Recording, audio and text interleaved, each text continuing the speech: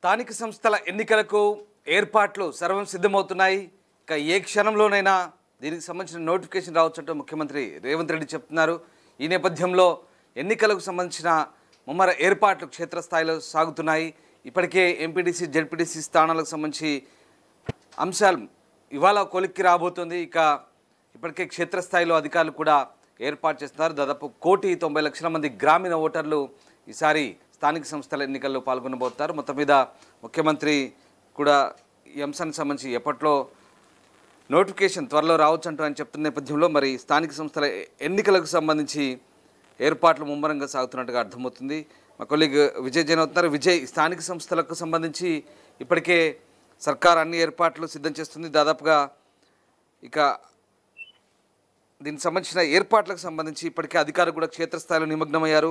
దాదాపు 1,99,00,000 మంది గ్రామీణ ఓటర్లు కూడా ఇప్పుడు ఈ ఓటింగ్లో పాల్గొనబోతున్నారు. సో ఇంతమందికి ఈ ఓటింగ్ ఏర్పాట్లకు సంబంధించి అట్లాగే మిగతా ఏర్పాట్లన్నీ కూడా ఎట్లా సాగుతున్నాయి, ఇంకా ఎన్నికల సంఘం ఎలాంటి సన్నాహాలు చేస్తుంది?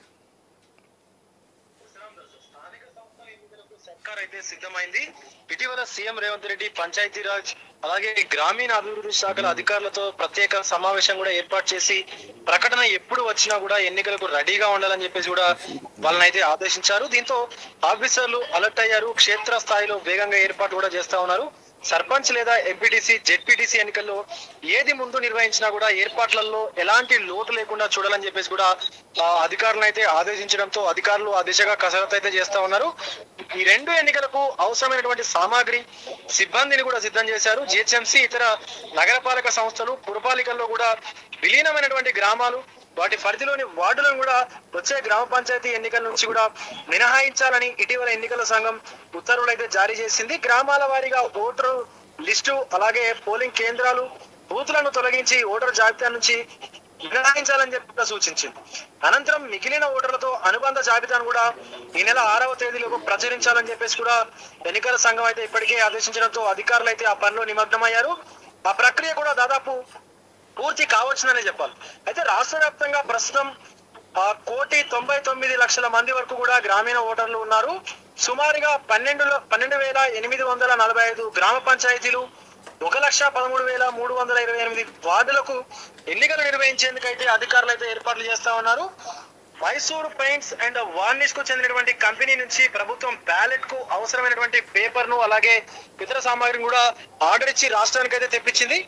ఇక బ్యాలెట్ పేపర్ల ముద్రణ కూడా పూర్తయింది. రాష్ట్ర వ్యాప్తంగా కూడా దాదాపు 58,000కు పైగా పోలింగ్ బాక్సులను కూడా అందుబాటులోకి అయితే తెగా అదనంగా కర్ణాటక, ఏపీ నుంచి మరొక 18,000 బాక్సులు కూడా తెప్పించారు.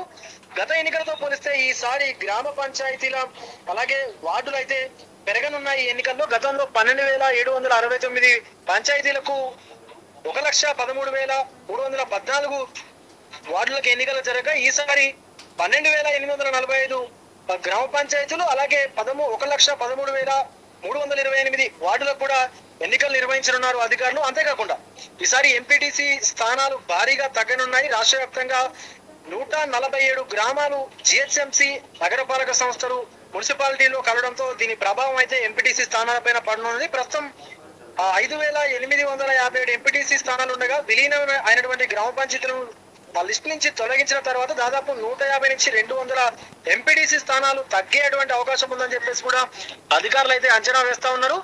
నేడు ఎంపీటీసీ జెడ్పీటీసీ స్థానాల వివరాలు పూర్తి స్థాయిలో కొలిక్కి వచ్చేటువంటి అవకాశం అయితే ఉంది. ఈ స్థానాల యొక్క వివరాలన్నీ కూడా కాగా రాష్ట్రంలో పాతవి సుమారుగా 539 ఎంపీపీలు జెడ్పీటీసీ స్థానాలు ఉండగా ఈసారి 570 ఎంపీపీ అలాగే జెడ్పీటీసీ స్థానాలు అందుబాటులోకి వచ్చాయి. అంతేకాకుండా గతంలో పోలిస్తే ఎంపీటీసీ స్థానాలు తగ్గనుండగా ఎంపీపీ జెడ్పీటీసీ స్థానాలు మాత్రం పెరగనున్నాయి. కాగా మేడ్చల్ జిల్లాలో 60 గ్రామ పంచాయతీలు ఉండగా ఇక్కడ సగం బీసీలు ఈ సిటీలో అయితే అంటే ఈ దీనికి సంబంధించినటువంటి గ్రామ పంచాయతీలు 60 గ్రామ పంచాయతీలు ఉండగా ఇక్కడ సగం ఉన్నటువంటి జీపీలు ఏవైతే గ్రామ పంచాయతీలు అయితే సిటీలో కలిసాయి. రాష్ట్రంలోని అత్యధికంగా కూడా ఈ జిల్లాలో 30 వరకు కూడా గ్రామ పంచాయతీలు అయితే తగ్గినటువంటి పరిస్థితి ఉంది. Ramdas. Right, thanks for the update. Right, so స్థానిక సంస్థల ఎన్నికలకు సర్వం సిద్ధమవుతుంది. ఇక ముఖ్యమంత్రి కూడా దీనికి సంబంధించిన నోటిఫికేషన్ త్వరలో రావచ్చు అంటూ ప్రకటిస్తున్నారు. దీంతో అధికారులు అయితే పనులకు నిమగ్నం అవ్వాలంటూ ఆదేశాలు కూడా జారీ అయినట్టుగా తెలుస్తుంది. క్షేత్రస్థాయిలో ఏర్పాట్లు అయితే ఇప్పటికే జరుగుతున్నట్టుగా తెలుస్తుంది. 1,99,00,000 మంది గ్రామీణ ఓటర్లు ఈ ఓటింగ్లో ఈసారి పాల్గొనబోతున్నారు. ప్రపంచంలో ఏ మూల ఏ క్షణం ఏం జరుగుతుందో వేగంగా తెలుసుకోవడానికి తొలి వెలుగు వాట్సాప్ ఛానల్ని ఫాలో చేయండి.